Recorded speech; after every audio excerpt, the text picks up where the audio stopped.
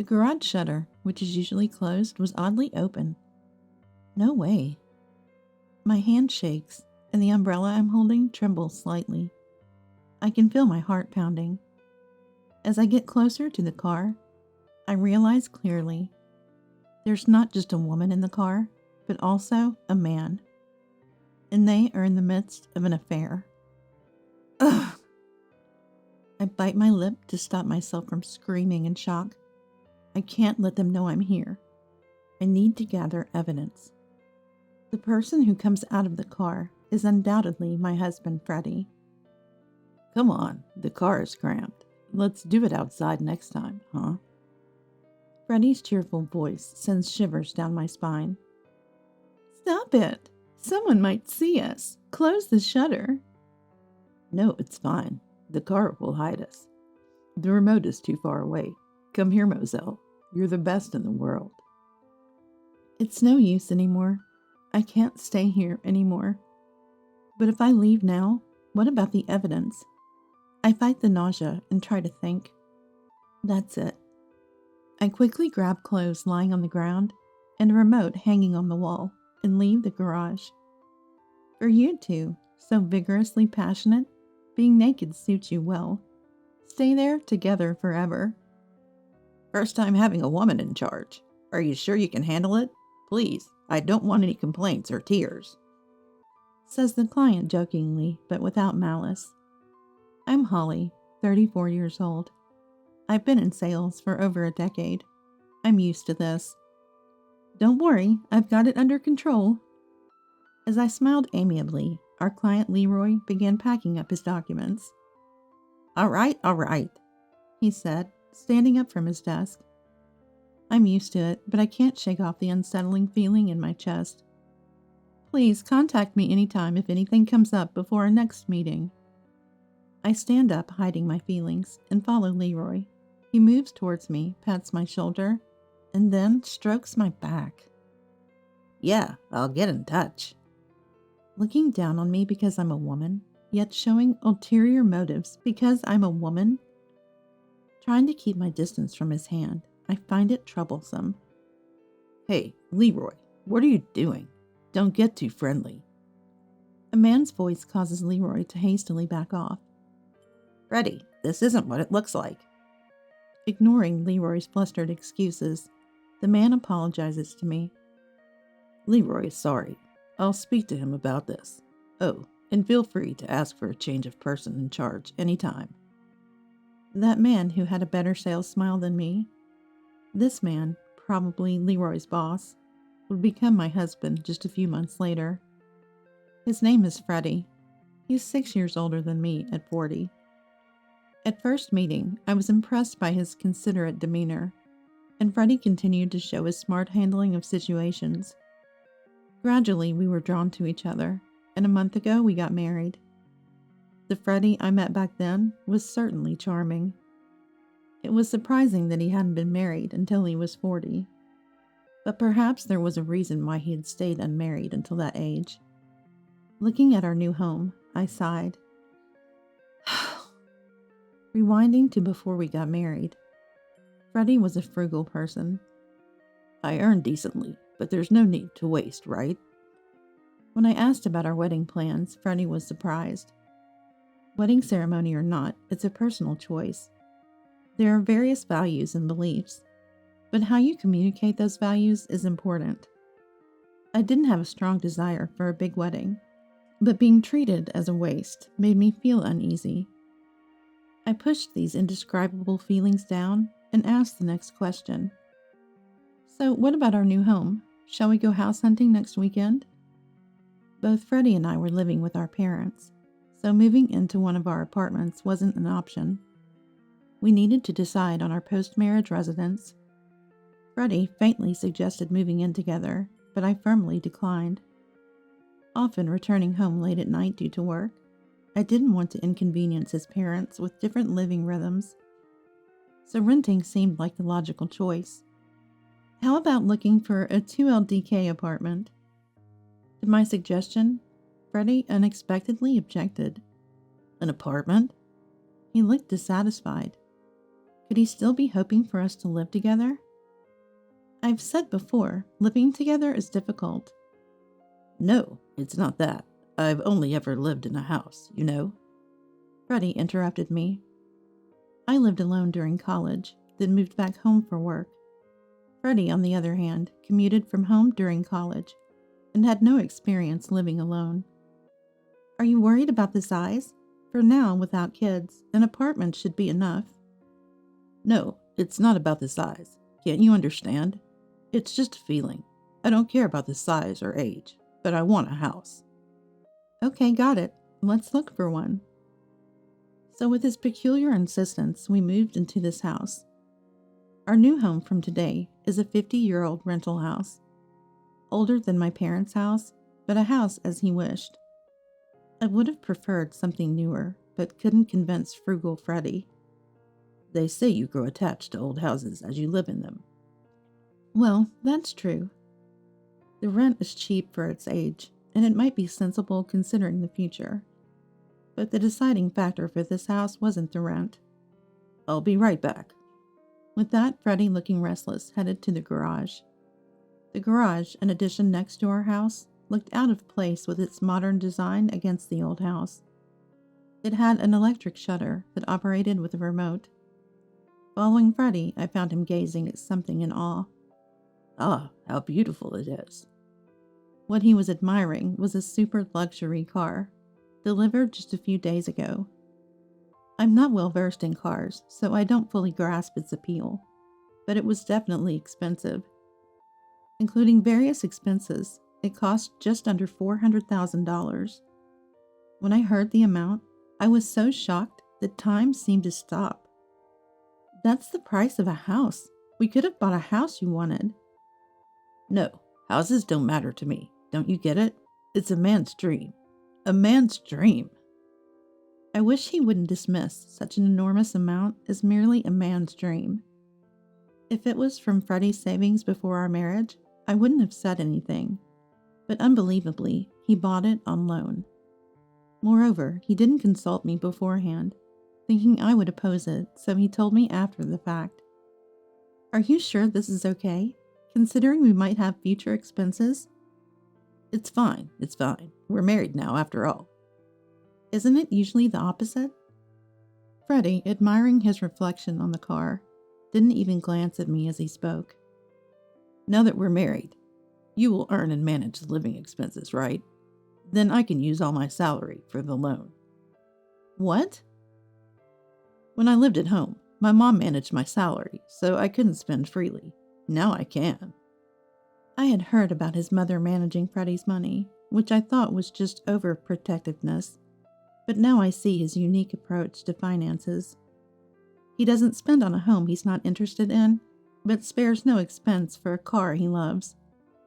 In a way, he's honest with his desires, but it's unfair to expect me to support him. So, I'm supposed to support you. That's impossible. We might want kids in the future. What are you talking about? I'm already 40, and you're 34, right? It's too late for that. Don't have strange expectations now. Just contribute to me instead. But you said you wanted kids too. Yet all you care about is the car? If it happens, we'll raise it, I guess. Oh, and don't say support. I work too, you know. Freddie complained, but if he spends his salary on the car and I have to cover living expenses, it's like I'm supporting him. Sensing my silence, Freddie affectionately stroked my head, trying to appease me. Jealous of the car? How cute. Don't worry. I'm all about you. Love you. You're the best human in the world. Although I knew he was trying to appease me, his absurd words made me laugh, and I couldn't say anything more. This is quite a situation for a newlywed. During a work break, Lindsay, Freddie's age, and a rising star at work, listened to my rant with a wry smile. Her work performance had been exceptional, leading to an unusually rapid promotion. Being so empathetic and trusted by everyone, Lindsay was always there for advice. I knew he was particular, but I never imagined he'd be so self-centered. My ex-husband was the same. He always put himself first, never listening to anyone else. Exactly. Our moving boxes are still unpacked, and he keeps sneaking off to the garage. Well, I ended up divorcing because he never changed. But Holly, you're still newlyweds, right? Maybe you'll change. Lindsay pulled out a small bag of chocolates and placed it in front of me. Eat something sweet, refresh yourself. You don't have to accept your husband blindly, but maybe try meeting him halfway. Of course, joining the divorcee club is always an option. As I ate the chocolate, Lindsay and I exchanged smiles.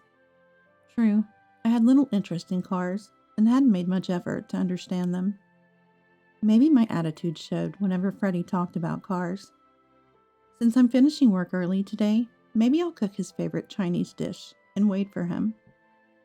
After shopping at the supermarket, I hurried home. All right, where should I start? I packed the fridge with groceries and flipped through a recipe book. Lately, I'd been too busy to cook anything elaborate. As I pondered what to make, I faintly heard a woman's voice. Listening outside the open window, the voice was intermittent, but definitely there. Houses in this area are spaced apart. It couldn't be a neighbor. Feeling uneasy about the intermittent voices, I grabbed an umbrella and my mobile phone from the entrance for protection and quietly headed towards the source of the noise. The voices seemed to be coming from the direction of the garage. Huh? The shutter, which is usually closed, was inexplicably open. Freddie doesn't use that luxury car for commuting. He's afraid of scratches and finds it difficult to drive, so the shutter is usually closed. Freddie opens it every day after returning home. He even had a security camera installed in the garage for extra protection. It's strange for such a secure garage to be open. What if it's a female thief? If she's after the car, I have to protect it. It's Freddie's precious car after all. I gripped the umbrella tightly. It seems the female thief is already in the car, struggling to start the engine maybe. The car was shaking enough to be noticeable from a distance. Holding my mobile phone ready to call the police, I crouched and slowly approached the car. I hid close to the window. That's when I realized my huge misunderstanding. No way. My hand trembled, and the umbrella shook. I could feel my heart pounding. As I got closer, I understood clearly.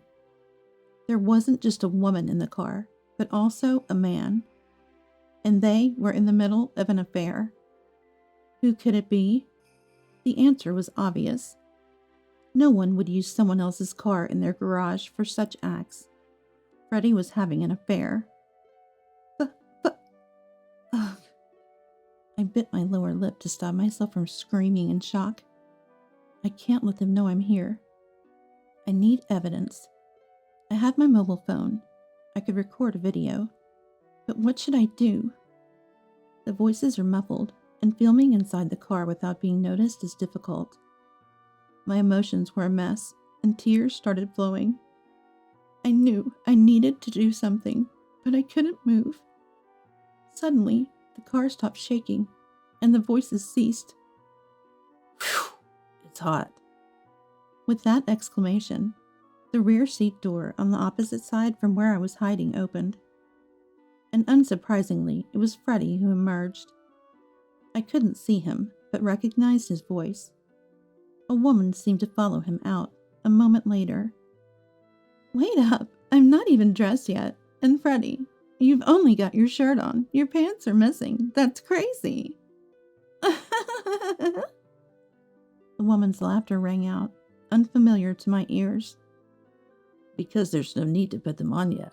Look, it's cramped in the car. How about we do it outside next time, huh? Freddie's cheerful voice sent shivers down my spine. Stop it! Someone might see us. Close the shutter. No, it's all good. The car will hide us. The remote is too far away. Come here, Moselle. You're the best in the world. Hearing these all too familiar lines made my heart ache. He'd said them to anyone, and I had foolishly believed them.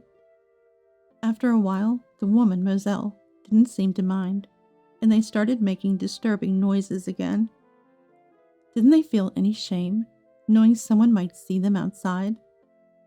All this effort to get dressed. It's fine, it's fine. Clothes, either tossed or taken off, floated in the air and landed right in front of me, hidden in the car's shadow. It's no use anymore. I couldn't stand this anymore. But if I left now, what about the evidence? Feeling half panicked, something caught my eye in the upper corner of the garage. That's right, that would work. I could get the evidence without being here. Deciding my course of action calmed me, and my mind cleared. Engrossed in their act, they wouldn't notice me. I easily made it to the garage exit. That's it. I'll take this. I swiftly grabbed the clothes on the ground and a remote hanging on the wall and left the garage. Then things moved quickly. I stuffed only important items into the trunk. I wasn't coming back to this house. Minutes later, I was at my office. I needed to save the evidence.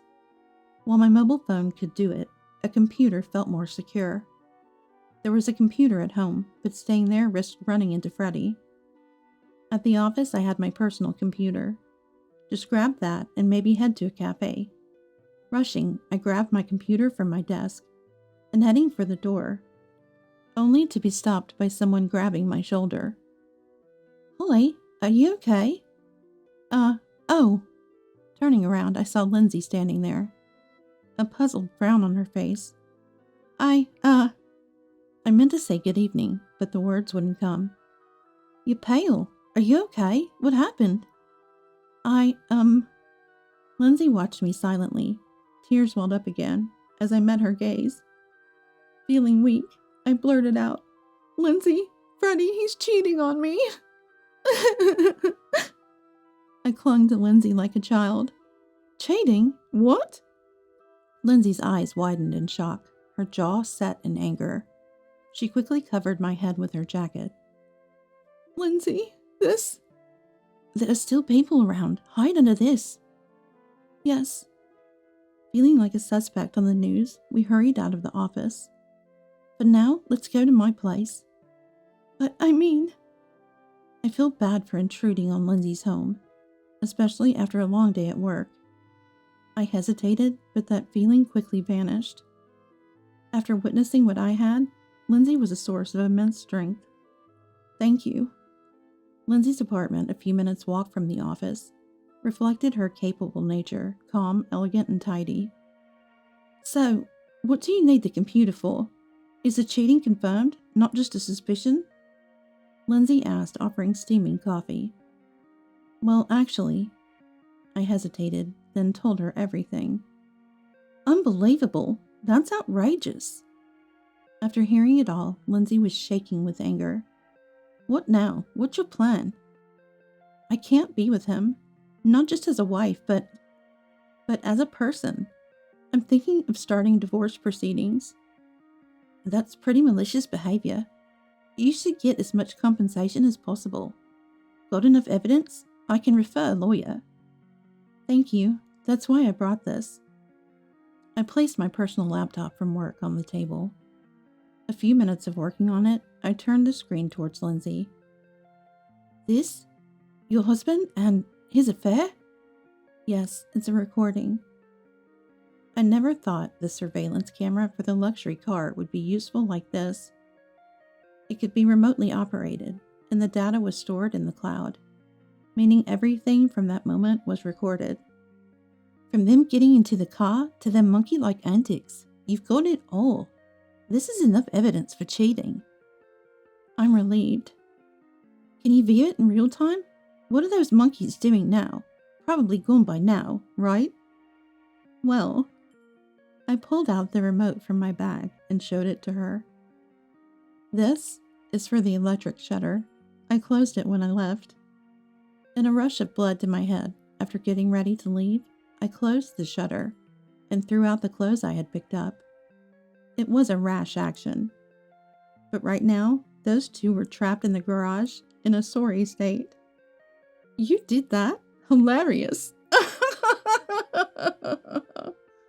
Lindsay burst into laughter, slapping her thigh. They must be panicking right now, right? Checking the camera, it seemed they had noticed the shutter closing, but too late to escape. The camera showed them arguing in a pathetic state. Lindsay laughed even harder, and I couldn't help but smile. Then my mobile phone rang. It was Freddie. I didn't want to answer, but reflexively pressed the button. Well, there's nothing else to be done. I reluctantly answered. Hello? Holly, still at work? Freddie's voice, trying to sound calm, quivered slightly.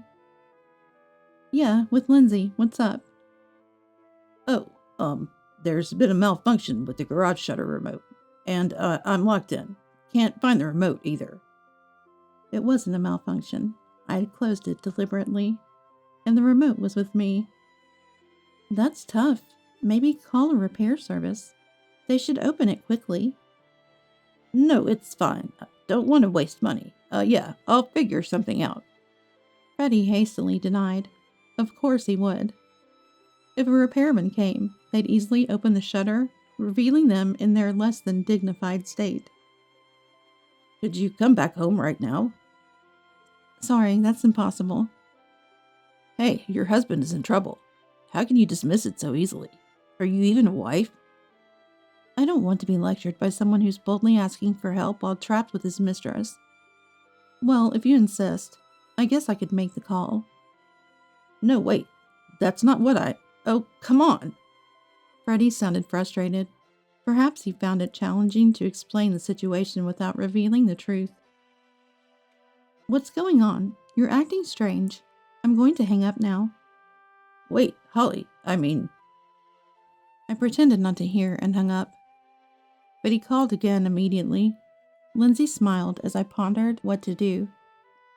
Freddie must be trying to get Holly to open the door, she said. Probably right. If they called a professional, their embarrassing state would be exposed. But if I arranged for someone and was present, they could hide in the car. He must be trying to deceive me about the mistress, too. The calls are persistent. How about this? Holly, why don't you go on an overseas business trip? What? Lindsay started explaining smoothly. It seemed sudden, but she had been considering assigning me this task for a while. The business trip itself is planned to last about a week, but it could be extended depending on the circumstances. It would have been tough to ask a newlywed like me to go, but she intended to go herself. It's perfect for a divorce. Tell Freddie you're going on a business trip. But with my current feelings? Now is the time. It's better to immerse yourself in work. Plus, Freddie won't stop calling until you show up. You don't want to see him now, do you? Indeed, I dreaded the thought of being in the same space as Freddie, and I was getting tired of the constant ringing. Are you sure? It feels like I'm involving personal matters and work. Don't worry. I'm the one taking advantage of your personal situation. Despite my hesitation, Lindsay persuaded me, and I decided to go on the business trip. I messaged Freddie on WhatsApp. I have an urgent business trip, so I won't be back for a week. I'll be overseas and won't be in touch. Then I headed overseas. Though I was a bit anxious, the trip went smoothly thanks to Lindsay's explanations and documents. I was also familiar with the project. I enjoyed my time at the destination, and the week flew by. I kept in regular contact with Lindsay, exchanging various information. I had once dreamed of working and living overseas before marriage. Though it was temporary, it felt like a dream come true. I resolved to return after sorting everything out with Freddie. That's what I decided. Upon returning to America, I immediately took action. I had no intention of returning to that house. After the trip, I moved directly into a property Lindsay and I had eyed before I left. Throughout this time, I ignored all of Freddie's attempts to contact me. I decided it was best to wait until I was ready. About a week after moving into my new apartment, I received a call from an unknown number. Perhaps it was a work contact I'd forgotten to save. Without much thought, I answered. Hello, this is Holly speaking. Holly, finally you answered.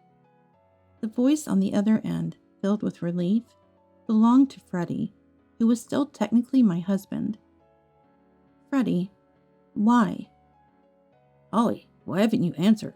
You've been unreachable for so long. Are you cheating? Is your business trip a lie? What? What is he talking about? His accusation was absurd. That was his doing, not mine. I wanted to retort, but managed to restrain myself. Just come home once. I have something important to discuss. Freddie ended the call abruptly. The moment of confrontation had arrived. I took a deep breath and visited that detestable house for the first time in weeks. You're finally back. As I stood at the entrance, the door swung open, revealing Freddie standing there arrogantly with his arms crossed. I'm not back. I came to talk. You said you had something important, and I have things to say too. Well, come in then. Freddie gestured with his chin and headed inside. I followed him into the living room, and immediately, my eyes locked onto a familiar figure. Ah, there was no mistaking it. Moselle from that incident was sitting on the sofa. Moselle waved at me, fluttering her hand. Freddie looked away from me and replied to her. She's a colleague from work. She's been helping out while you were gone. A mere colleague coming to our house? Shut up. You don't have any right to judge me. Freddie sighed heavily and slammed a paper onto the table. I stared at it intently. You know what this is, right? Divorce papers. I don't need a selfish wife who doesn't care about her family. Freddie looked triumphant. I smiled and reached into my bag. Coincidentally, I was thinking the same thing. What? Imitating Freddie, I slammed my own divorce papers onto the table, already filled out. Why would you? Because I want a divorce, just like you. That's true, but... Freddie seemed shocked, perhaps expecting me to be tearful and pleading. Shall we proceed? About the compensation. Freddie looked up, startled. Yes, that's important. We need to talk it over properly. I wasn't sure about the amount, so I consulted a lawyer. They suggested something like $20,000. What? That much? Really? Freddie's face lit up with surprise. Moselle, too, seemed delighted, her eyes sparkling. Moselle and you each will pay $20,000. What? So a total of $40,000? We did it, Moselle. Wow, Holly, you're so generous. Watching them hold hands and jump for joy, I tilted my head and spoke softly. Why are you so happy? Is paying compensation that exciting for you? Huh? They froze, their eyes wide. You misunderstood, right? You just said we have to pay the compensation? Of course. Why would I pay it? Freddie turned red with anger as I smiled. You're to blame. It's because of your selfishness that I even considered divorce. Why? Don't you have any idea? Their obvious discomfort was telling. Maybe I was too busy to pay attention to you, but... His excuses were transparent. Well, yes, you must have been busy. Meeting up every week, you two? Secret meetings? We didn't have any. His voice cracked with agitation. Always on weekdays, and you even used our house for home dates. How thrifty can you be? Even high schoolers spend a bit more. I heard you even bought your lunch at the grocery store. Maybe spend a little more on her. Freddie's face was a shade of deep red as he struggled to find words. I was saving for Moselle's future. I like being frugal. So that's his freebie reply. That's not frugality, Freddie. That's being stingy. And it's a nuisance for everyone involved. Watch your words. Freddie raised his arm in anger, but stopped abruptly when he saw someone appear behind me. Who's that? Lindsay appeared to back me up. There was a reason I asked her to come. Meet Lindsay, who I've been working with. You know her, don't you, Moselle? Moselle? Ah. Moselle's face turned pale upon seeing Lindsay. Rushing to Lindsay, Moselle pleaded desperately. Please don't tell my mom. Mom? Freddie looked confused at Moselle. Instead of Moselle, I answered. Moselle is still a college student. She lives near Lindsay. Though I hadn't recognized her initially in the camera footage, Lindsay and Moselle were acquaintances. Moselle's family was known in the neighborhood for being strict. Becoming involved with a married man was unthinkable, and even dating was forbidden. College student? You told me you were a working graduate. Didn't you say she was a colleague? What's going on? Confronted with my question, Freddie looked around nervously and fell silent. I'm sorry, but even if I don't tell, the lawyer will. You can't afford the compensation, can you? Someone else will have to pay. Moselle was trembling, her head bowed. Please stop. I was grounded just for dating a classmate before. If they find out I was with a married man, I might never be allowed out again. I wondered why she would risk so much to be involved with Freddie. Watching in disbelief, Freddie kneeled beside Moselle. Wait, Moselle, you're unemployed? Stop saying it like that. I'm just a college student. Unemployed then? Oh no, how are we going to manage? I need a working mother. The loan. What are you talking about? This loser relying on someone else's income? Freddie was near hysteria, and Moselle was fuming. Lindsay, they're quite a pair, aren't they? I muttered. Watching their ugly quarrel, there was no point in staying. Lindsay and I exchanged glances and started to leave. Suddenly, Freddie, looking desperate, grabbed my arm. Wait, I was deceived. I didn't cheat. Holly, you're the best, believe me. His pathetic plea was all he had. I stared at him. His face was tear-streaked, his eyes bloodshot, and his words were all about self-preservation. Mostly lies. I felt relieved I wouldn't have to spend my life with him. I'm returning to this. What? Why do you have the remote? Was the repairman surprised? Let this be a lesson. No more garage antics. I saw everything. What? Don't use such an expensive car as a substitute for a hotel. Cars are meant to be driven. If you're going to get in, at least sit in the driver's seat. Don't get it wrong. Realizing what I meant, Freddie's face drained of color, and he slumped to the floor. Laughing, Lindsay patted my back as we left the house. The divorce was finalized without issue. Moselle's parents paid the compensation, saving the day. Moselle herself was summoned home and now rarely leaves, forbidden to wear makeup or dye her hair, spending her days studying. It seemed she might soon be married off to someone her parents chose, as Lindsay mentioned. Perhaps for Moselle, that was for the best. As for Freddie, after the divorce, his affair with Moselle quickly became known throughout the company. Giving his self-proclaimed status as a loving husband, the backlash was severe. Moreover, his mistress was a college student. His reputation plummeted both within the company and with clients. Now he's shunned both internally and externally. He continues to work to pay off his luxury car loan, but it's only a matter of time before he's fired, as it's more of a liability than a benefit to the company, so everyone says.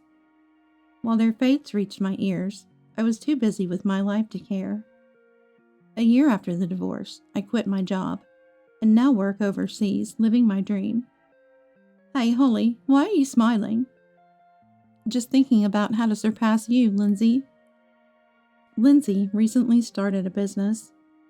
Come with me. And she invited me to join. I didn't expect it to be overseas, but readily agreed. My dream had come true, but I had a new one. To become like Lindsay, surpass her, and repay the kindness she's shown me. The debt to Lindsay is immense, both personally and professionally. I don't know when I'll achieve this dream, but I'm determined. In your lifetime, that's impossible, Lindsay said with a knowing smile. I silently vowed to myself while watching her.